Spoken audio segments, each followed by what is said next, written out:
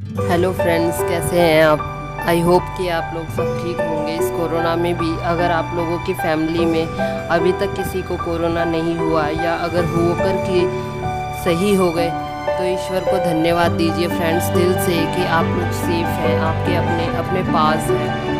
Friends, आज जो मैं वीडियो में बताने जा रही हूँ उसके ऊपर सदियों से लोग बहस करते आ रहे हैं कि ईश्वर है या नहीं है।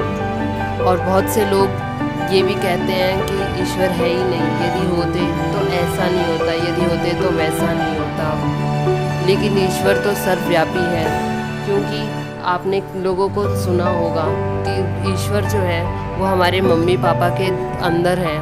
हमारे माता पिता ही हमारे ईश्वर हैं और उनकी सेवा, उनका आदर, उनका सत्कार हमें हमेशा करना चाहिए। कुछ लोग कहते हैं कि माँ के चरणों में स्वर्ग होता है, तो वो स्वर्ग कहाँ होता है? वो स्वर्ग ऐसे ही होता है जो अपने माँ की सच्ची सेवा करते हैं, उनको जीवन में कभी किसी भी दुख का सामना नहीं करना पड़ता। अगर कोई दुख या कोई समस्या आती है तो वो उसको छू कर के निकल जाती है और उसे पता भी नहीं चलता है।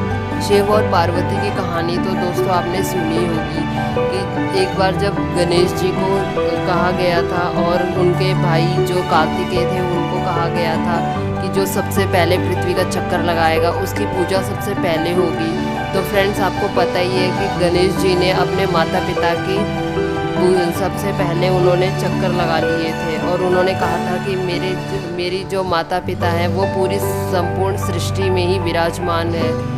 और उसके बाद से उनकी पूजा हर पूजा में सबसे पहले होने लगी।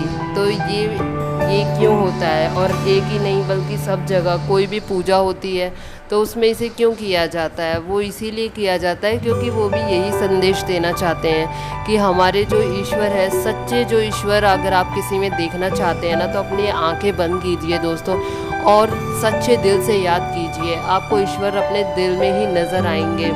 और ज़रूरी नहीं है कि सिर्फ माता पिता में ही ईश्वर है, बाकी लोगों में ईश्वर होते ही नहीं है। बल्कि आपने ये भी कहते हुए सुना होगा कि बच्चे भी भगवान का रूप होते हैं। कई बार ऐसा होता है कि बच्चे कुछ भी कहते हैं तो कभी कभी उनकी निकली बातें भी सच हो जाती हैं। और ज़्यादातर छोटे बच्चों को भगवान का रूप बोलते हैं। क्यों? क्योंकि वो निश्चल होते हैं, उनके अंदर प्रेम की भावना होती है, वो बिल्कुल अबोध होते हैं। संसार में जो पाप कर्म वगैरह होते हैं, जो अहंकार होते हैं, जो घृणा होती है, वो उनके अंदर नहीं होती है।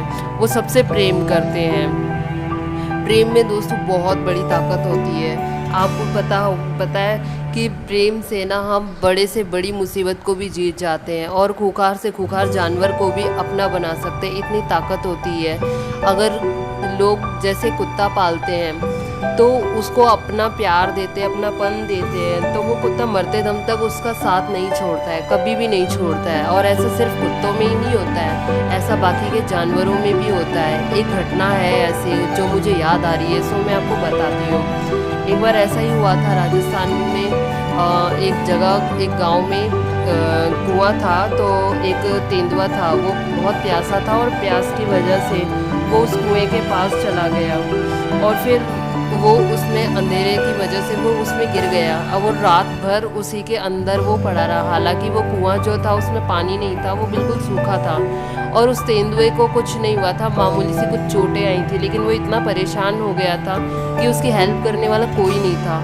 लेकिन अगले दिन गांव में कुछ लोग टहल रहे थे। गांव का तो आपको पता ही है कि सुबह सुबह जंगल जाते हैं, तो किसी ने टहलते हुए देख लिया उस तेंदुए को, कुएं के पास से कोई गुजर रहा था। और फिर उसने बाकी के लोगों को भी बुलवाया और फिर उसको वन अधिकारियों को बुलवाया और सब लोगों की मदद से उस तेंदुए को बाहर निकाला गया। बहुत मशक्क़त करनी पड़ी थी, कम से कम भी 1-1.5 घंटा लग गया था। और फिर बाद में जब फाइनली उस तेंदुए को कुएं में से निकाल के बाहर निकाला तो उस तेंदुए ने किसी को भी ज़रा सी भी चोट नहीं पहुंचाई, बल्कि वो इस तरीके से देख रहा था कि मानो वो उनका शुक्रिया कर रहा हो, उनको धन्यवाद कहना चाह रहा हो कि आज आपने मेरी जान बचा ली, वरना पता नहीं क्या होता।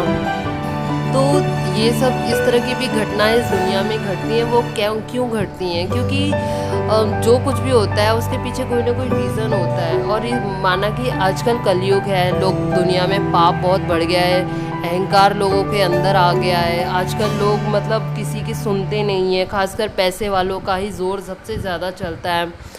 तो लेकिन फिर भी कहीं ना कहीं इस दुनिया में ईश्वर का वास है, लोगों में ही, लोगों के दिलों में ही ईश्वर बसे हुए हैं। और इसीलिए जब कोई सच्चे दिल से ईश्वर को याद करता है, जहाँ कोई गुंजाइश भी नहीं होती है, तो वहाँ पे भी कोई ना कोई किसी न किसी रूप में किसी न किसी की मदद करने ज़रूर चला आता है। आपके साथ भी कभी ना कभी कोई ना कोई इस तरह की घटना ज़रूर घटी होगी। और यहाँ तक कि एक इंसिडेंट तो मेरे साथ भी हुआ था कि मैं अपना एग्ज़ाम देने के लिए गई थी और मुझे मेरा रोल नंबर मेरे क्लासरूम मिल ही नहीं रहा था, और टाइम था कि बिल्कुल भी नहीं बचा था, एग्ज़ाम शुरू होने वाला था। और मैं इतनी परेशान हो गई थी, मैंने पूछ भी लिया और मुझे कुछ भी पता नहीं चल रहा था कि मेरा रोल नंबर कहाँ है कहाँ नहीं है, क्योंकि सब लोग अपने अपनी क्लासेस में जा चुके थे। तो मैंने बस ईश्वर को दिल से याद किया था और मैं इतनी परेशान हो गई थी, मुझे लग रहा था कि आज तो मैं बाहर ही रह जाऊंगी। लेकिन अचानक से फिर मेरी नज़र पड़ी तो मैंने देख लिया और मुझे मिल गया। मैंने अंदर जाके मैडम से पूछा कि मैम क्या ये रोल नंबर वही है, तो मैम ने बताया कि हाँ। तो मैंने दिल से भगवान को धन्यवाद दिया। तो मतलब किसी न किसी तरीके से हमारी हेल्प अचानक से कहीं ना कहीं हो ही जाती है। तो आप भी ईश्वर को याद करना मत भूलिए, थोड़ा सा टाइम ज़रूर निकालिए दोस्तों। नेक्स्ट वीडियो में फिर मिलेंगे।